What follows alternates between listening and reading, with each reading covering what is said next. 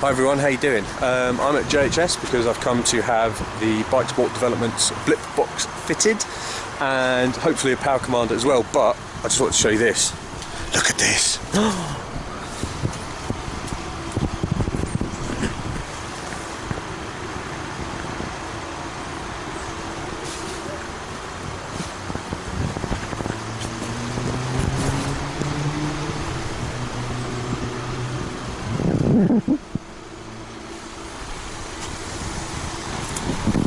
Oh my god, it's achingly beautiful. I mean, I grew up on two-stroke, so I miss them massively, but wow, just so nice to turn up here sometimes and find little gems, and that is an absolute little ripper of a thing.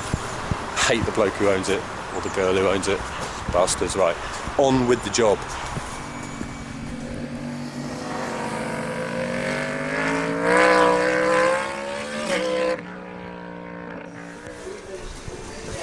Mobiliser. No. Hi Mick.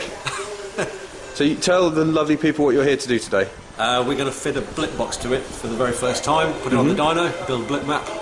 Lovely old job. There's still a load of them. Yeah. Lovely old job. We've got a few customers waiting for this, so it's been a good opportunity to get hold of the bike. And yeah. So not really expecting any dramas. Cool. Let's get on with it then. Bloody annoying. Straight out. Nah, it's got a clip on the top of it. See, I go away for a coffee and they've already got not only a trousers but a knickers off. One dressed a lady. Typical, eh, of the MT. She certainly has enough different hands on her at times, honestly. I don't know, it's enough to drive a man wild. Let's do that.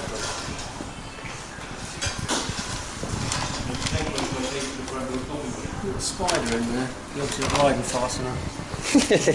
Hasn't been sucked in. Doing on a celebrity challenge. Yeah. Okay, so this is pretty much standard throttle body on R1. I think you can find it on also the MT-10 and the R1. These sensors here, as you drive by wire motor, these sensors are from the twist grip, and the sensors, I think they're on that end, or that end, yeah, that end, give the throttle plate position. Okay. You can see it. Yeah, moves manually.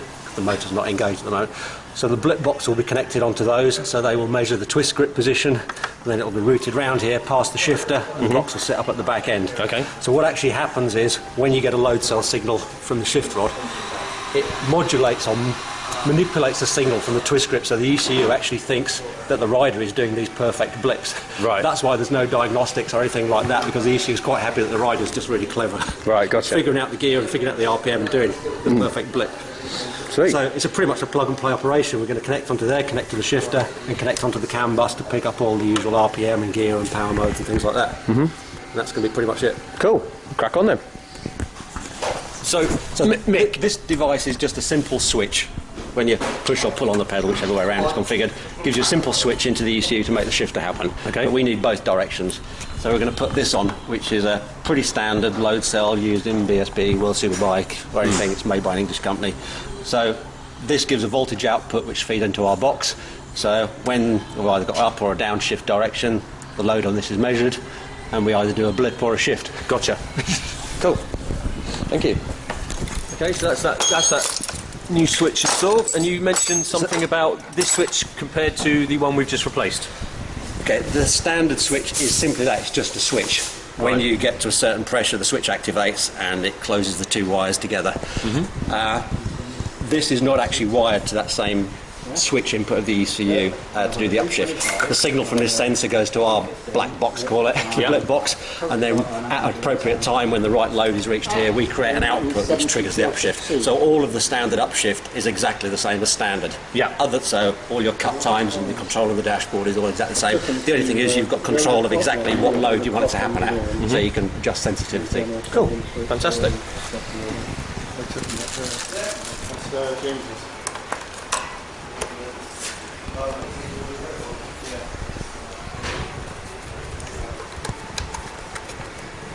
Just done one, as I said, it's soon read from to America for me. This is 650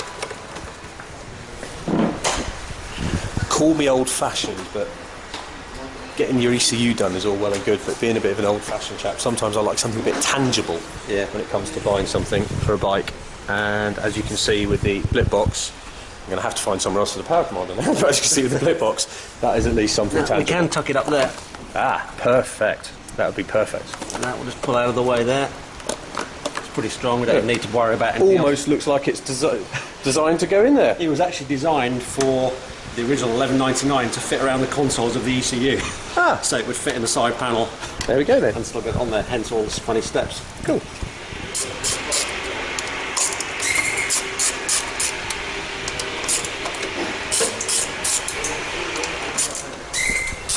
All this hard work so tiring. You're going to hold the camera so hard. My arm's really hurting.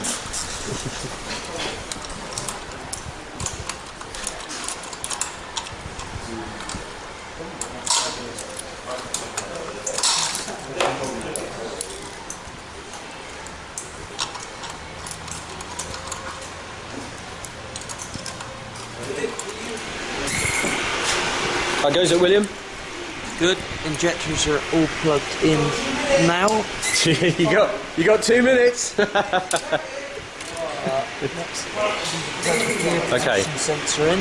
So obviously, what you do is you seat the unit first, then you plug in all the injectors, and Yep. now you're trying to find the gear position sensor, which, if memory serves, on the right-hand side. Yep, just above the front sprocket, I believe it is.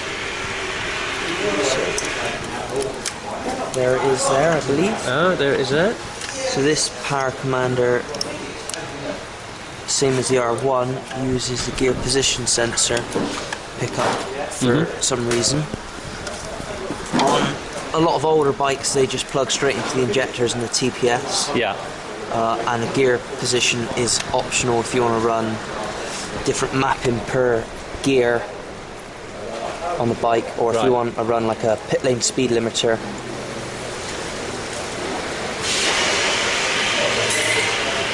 I think we might have to come around that side to plug it in. Oh no. No. There it is. Just there. Next would be the crank position sensor, which is these two wires here. And they are just down by the ECU. Okay.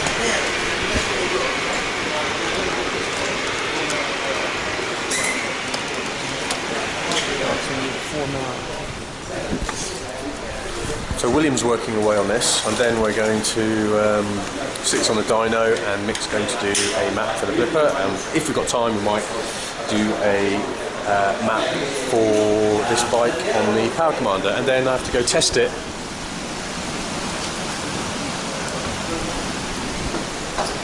In that. What are you doing, William? Just picking back the wire in a little bit so you can get in and attach the grey wire from the power commander to the white wire on the ECU for the TPS pickup. TPS being throttle position sensor. Yeah. Which is wire 11. It's a white wire, as per in the DynoJet instructions. That's the one there. There she is. Which is that wire there. Great. So you're going to tap into that now? Yep. Using said clip provided with the power commander? No, this is a different clip. This is a Scotch lock. And it's a different clip to what's used in the power commander, because BJ forgot it. Right.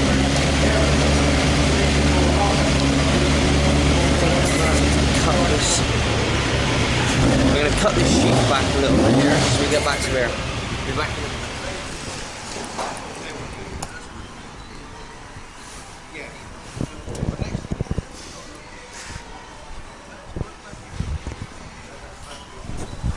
He's got his glasses on. Serious time when the glasses come on. The mucking about stops.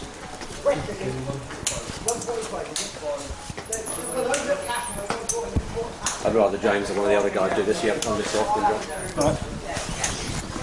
Alright. Just give it a push.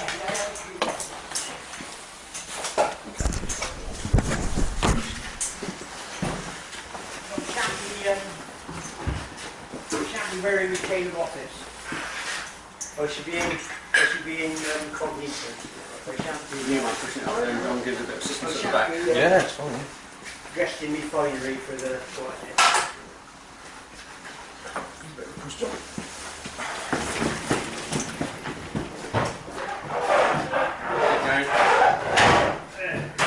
Yeah, I was chatting to him, and I said, well, you know, I know we haven't seen him for a bit. He said, well, no, he said he was a bit fucked around, and then he got, for the last 3 months, he got fucking over. So he was, you know, no, he wasn't the same. It's the last time I ever seen him, it's about a year ago.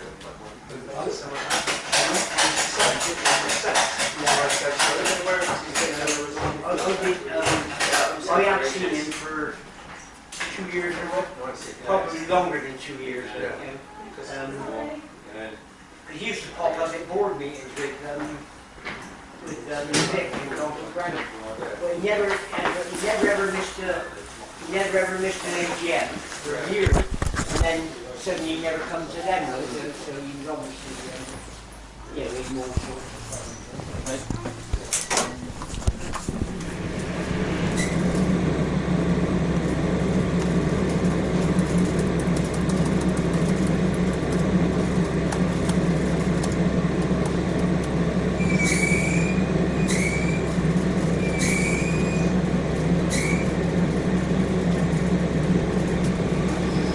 So Mick, you're just checking out the initial data we found. Yeah, just downloading that first run.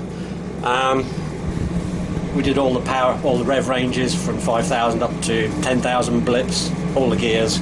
Then we just suck the data out, see what it did, adjust the maps, try again. Yeah, and you're going to be doing a map for each throttle mode, aren't you? Yeah, this one is the B mode, the most aggressive one. Yeah.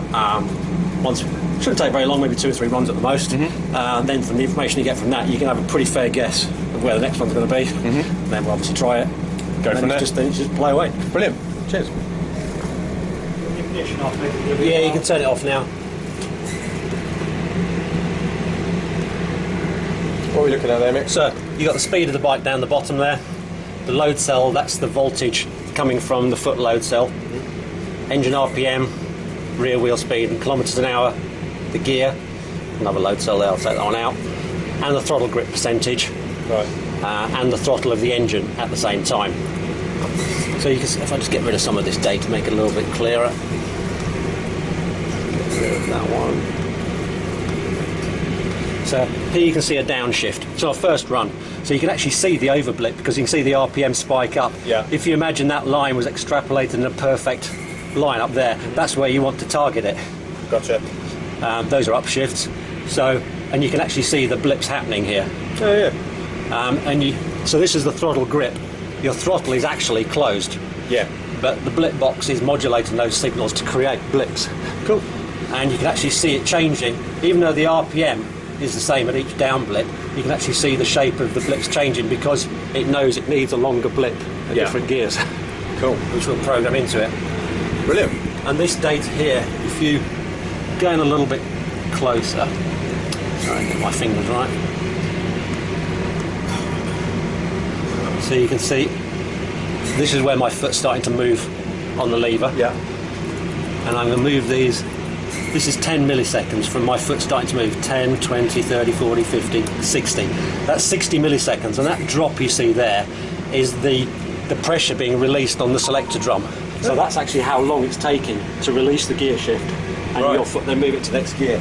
So you're actually doing a blip in 60 milliseconds. That's pretty cool. Okay? Yeah.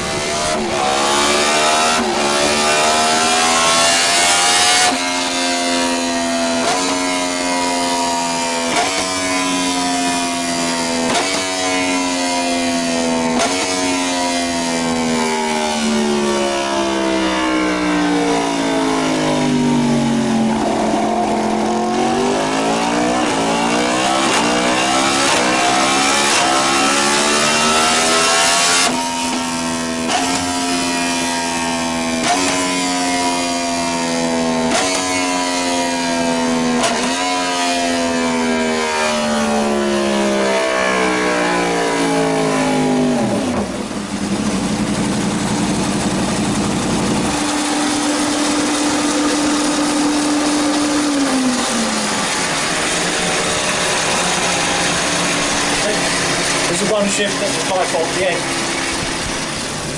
See, clearly a bad shift there, and that was actually my foot pressure. Rather than making a rapid rise that you would do making a shift, you can see I made a rather half-hearted attempt shift, and it kicks you out of gear.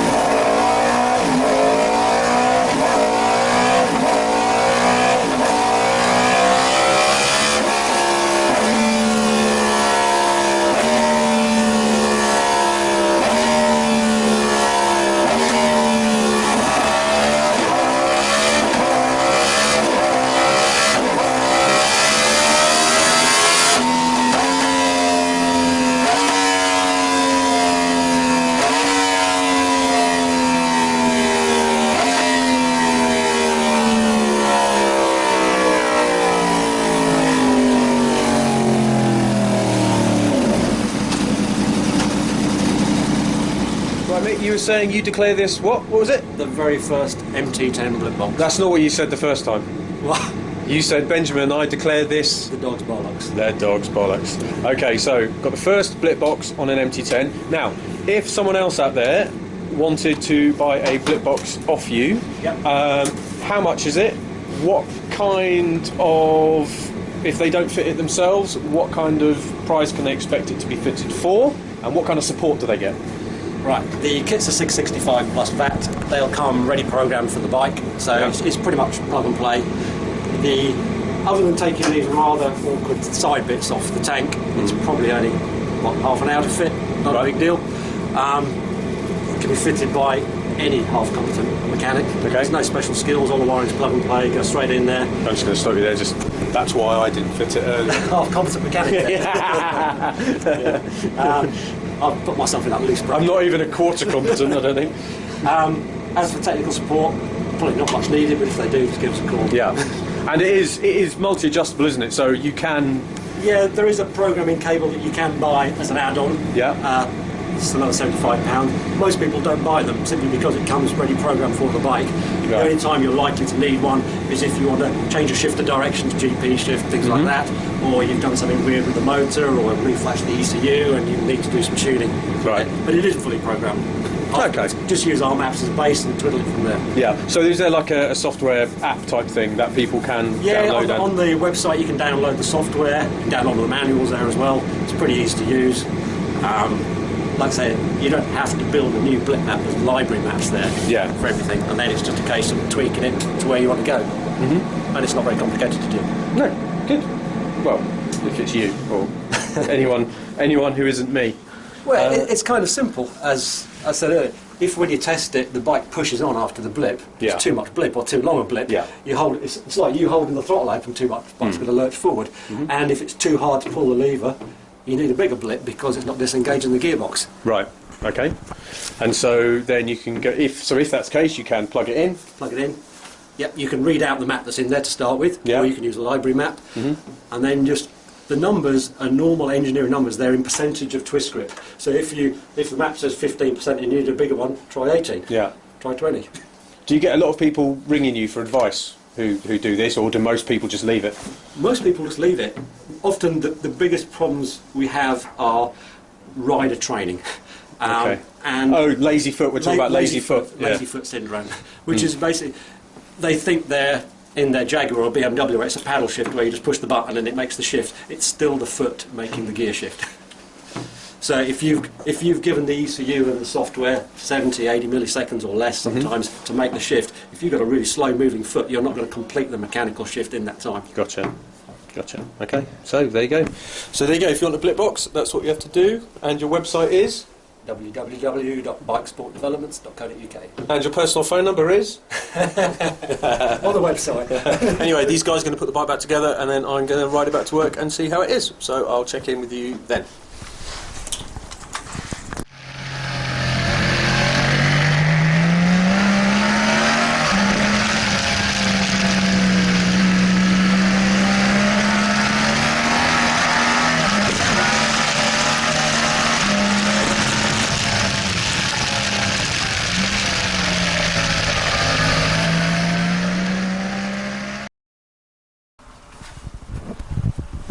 Hello. Right then.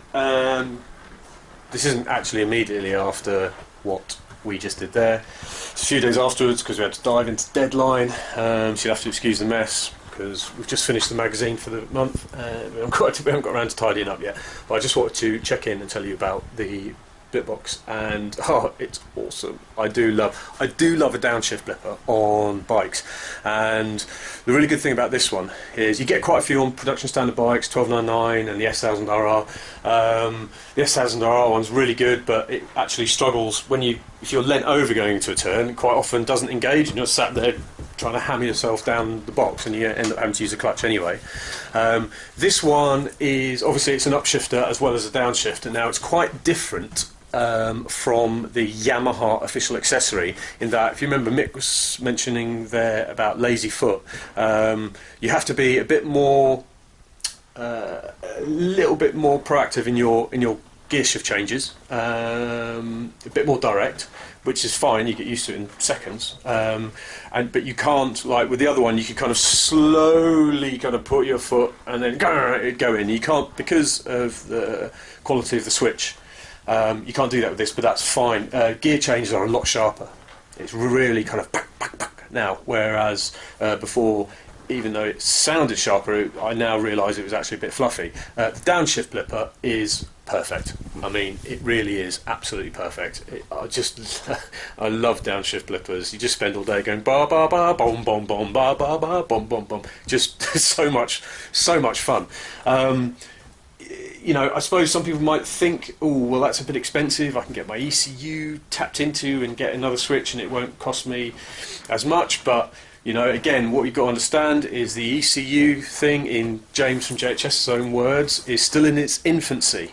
And at least this way you get, with the Bikesport developments, you get something tangible. It's there, it's in your hand. You can actually, you can actually feel and see what you've bought. It's not just an ECU code, even though you can go to a decent place like JHS and wherever, Woolwich and whatnot, and get stuff done there and it's done properly, but sometimes it's a bloke in his pants sitting in his living room, and I know who I trust rather to be doing my bike. The other thing about the Blipbox that I like is the adjustability, so you can fiddle with it to play with the blips if you need to. So that option is there, and you can do it yourself. And Mick's always on hand. So I would say that it's a success. I mean, it's made a nice difference to how the bike rides. And I'm sorry I haven't got any video of me riding it, but the weather's been, if anyone's been in the UK towards the end of November, you know the weather's been absolute pony. Plus I can't find my mount to go on the tank, but I'll dig it out. It'll be somewhere. And if we can find a winter track day to go on, or a December track day, which would be not a huge amount of fun, but you know, just to give the Blipbox a really good workout, then I will. However, I will say that it works great on the road. I really love it, and yeah, it's a shame that I suppose the next year's standard bike won't come, but then that come with it. It comes with a quick shifter, obviously, but that just gives owners scope to fiddle about and play with it. So yeah, I promise I'll do that. I've still got the screen fitted, as I said earlier, which I will do when heated grips arrive. I'll go down to Phoenix Yamaha and get that done then. The only other thing I was going to say, just a final thing, is I've had a couple of people email going, oh, what do you mean that, you know, you mentioned potential problems with ECU flashing, and yeah, there can be. I just thought I'd cite an example where I was chatting to some guys who were fixing a bike where the fueling had been done by somebody by getting into the ECU, and fine, they said the actual fueling map was very good, no problem there. However, inadvertently, whoever had done it had compromised one of the backup systems. Now what this meant was there was an issue with the bike. It was a very simple issue, and sometimes with modern bikes they'll go into like a limp mode to get you, so the bike will still run and it'll get you home, but something weird had happened in the ECU fiddling about with. It compromised the limp mode, and so rather than being able to at least get home, this poor chap ended up stuck by the side of the road and having to get the RAC or whoever it was out to get him, because the bike got stuck in an error something or other, insert computery speak here, circle, and it wouldn't activate the limp mode. So whilst it's not a big deal and it was reasonably easily fixed by the people that fixed it, this is the kind of thing that can kind of happen. And again, it's just because everything talks to everything, and this can be, you know, a bit, I don't know, zeros and ones. That's a clever person's game. It's certainly not me when it comes to that. I like playing games, but that's about it. Anyway, so screen, yes. Thingy, yes. Now, the last thing I was going to say was, obviously, so far I've done really cheap mods on the bike. They've been, so, you know, the exhaust was under 500 quid, even the power commander is only a few hundred quid, although we'll get that mapped later. We had the suspension set up. But I've pretty much done all I can on the cheap side of things. So what I'm going to do now is we are now going to tip over the hill. The Bikesport development box is where we tip over the hill into the slightly more expensive stuff. So I've got a rear shock coming from a new company, Fast Suspension, that I will try. When that is done, the bike's going to go back to JHS, and it's going to have a Nitron rear shock and fork kit put in it, which is fine. We are then going to be going to see Dymag, which are just literally up the road from us, because initially they just wanted to see whether or not some wheels they've already got will fit the MT-10, and then they said, well, would you like a set on for a bit? And I think I've got the bike for another 2 or 3 months, so it's hard to say no to a set of really nice wheels, lads. It really is. And we've still got the M4 system to come as well, the M4 Y-piece and can as well, and I don't think that'll be monumentally more expensive than the SP Engineering one, but it might be a few quid more. So we're just starting to get into the realm of the more expensive stuff now, which was going to happen sooner or later. And yeah, so kind of bear with me on it. We're getting to a really tricky, busy time of the year where we've got like 2 weeks to make a magazine. Boo-hoo, I know you'll probably say. But so I'm not sure when I'll get around to doing another video, but I will try my hardest. So yeah, so MT owners, keep those front wheels up, and I'll speak to you guys soon. Cheers, bye.